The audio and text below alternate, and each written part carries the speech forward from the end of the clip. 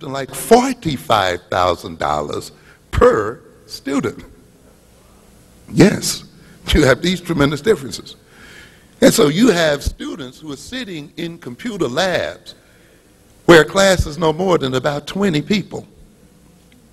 And they got more than enough computers per student, where just the computer course itself, the catalog dealing with computer education, amounts to 55 pages alone, just dealing with the computer education courses that they offer in their schools.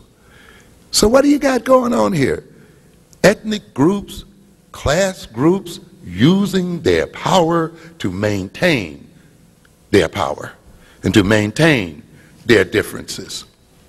So they'll let up on you a little bit, they'll give you a little head start and a little this, but in the end, there's no intention to give you any head start. There's no intention to even let you start out the race even at all. The question then becomes, if the nation no longer needs African people, will it continue to educate them? You see, the thing that we fail to ask ourselves, as indicated by Brother Patrick there, is what is the function of education? We think as African people that the major function of education is to prepare people for jobs. But you never ask yourself, what if the jobs do not exist? We assume that there is a job out there for every educated person, so that all we need to do is just get educated and reach out for the jobs and they'll just fall in our hands.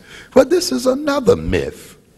This is not the reality, ladies and gentlemen, of this country today. And it's seldom the reality of many nations.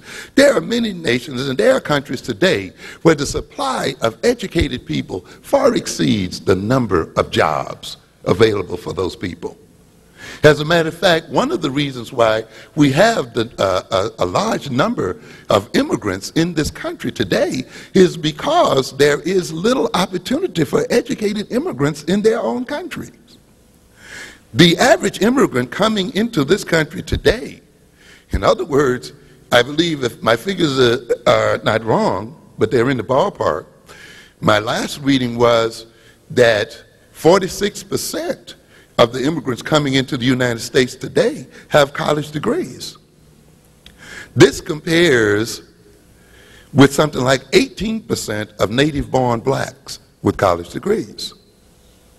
You understand? Even if you compare people coming from the Caribbean, I believe it is something like 30% Caribbean with college level education, as against something like 18 to 16% of native-born African American with college level education.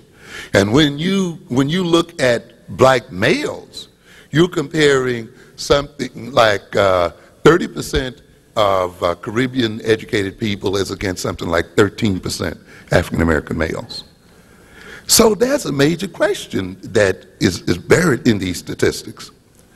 And that situation is this: why should we continue to educate African Americans when we can ship in educated people from other nations and other places? And I'm going to come back to that in a minute, because this is exactly what is going on and what is happening. But the more fundamental question is, if there are few jobs, or if there is a slow growth of jobs, do we need to continue to produce the same number or a larger number of educated people? If, as we argued earlier, education like welfare is used to regulate people and to regulate the country, then why, if whites did recognize that the number of jobs that are available do not exceed the number of educated people, why then would not the system decide that it's going to do what? Cut back on the number of educated people, even though it will hide that behind a lot of mystical ideas that they're dropping out on their own, that they don't have ambition, that, you know, they come from the wrong class background, or they come from the projects, and all that other stuff. But in the end, no matter how they explain it, there will be fewer of us getting education, and therefore fewer of us to compete with the others. Even if this country needed the African American, could it educate him according to standard methods? You see, that is, we are beginning to run into the situation of where the country could say, yes, we could possibly, and I'm speaking hypothetically because this is not the reality. You could say hypothetically that yes, we may need more African Americans in the labor market, and we should bring more of them in. A major question becomes then, can these schools really appropriately educate African people, particularly when these schools are based on another model, and these schools are not designed to meet the educational needs of African American people, or designed to meet the psychology and history of African American people, so that we could be appropriately educated in them. To a great extent, I've said on many other occasions, these schools and this school that you sit in right now never was designed with the idea that you would be the majority in mind in it. This school still operates on the model of the white child. Its whole structure, its teaching approach, in fact, its very physical design, its very values and language structures and so forth, is based on students who are no longer in the school at all. It's based on the white middle-class child. And the very fact that it is based on that child, it is based on the developmental psychology of that child, means that it is mismatched with the psychology that our children enter in its doors with. In a sense, then, there's a built-in failure in the very design of the school itself, in that this school, being based on the developmental psychology of white children, being based on the linguistic orientation of white children, on the value orientations of white children, on the intentionalities of white children, but not only on white children, but white people in general, is a school then that cannot meet the needs of the African and other children in it.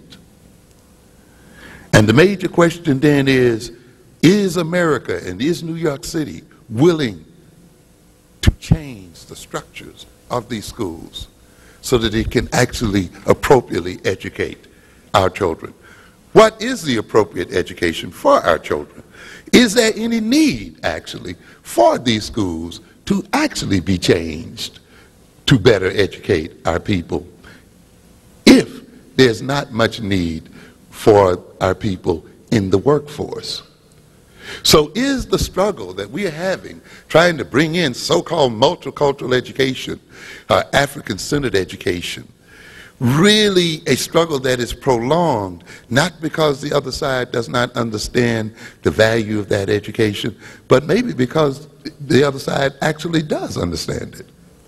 And maybe because when we talk about preparing our children to compete equally or better than the other people, the other system actually, the other people actually do not want this to occur, and therefore get us caught up in long and drawn out struggles. What are the alternatives to educating African Americans? I've just mentioned the major alternatives.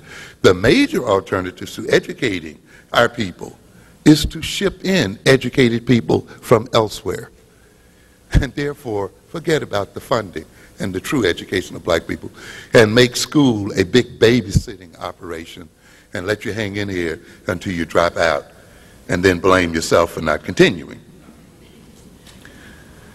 There is a major deception then among black people that education alone is going to solve our problems as a people, and that opportunity exists out there, and all we need to do is just have the drive and the will and the qualifications to get there. And we have a lot of baloney and propaganda in our community being perpetrated and propagated along these lines. If you look here last month, you will see in Black Enterprise magazine a cover story under the title, "The 40 Most Powerful Black Executives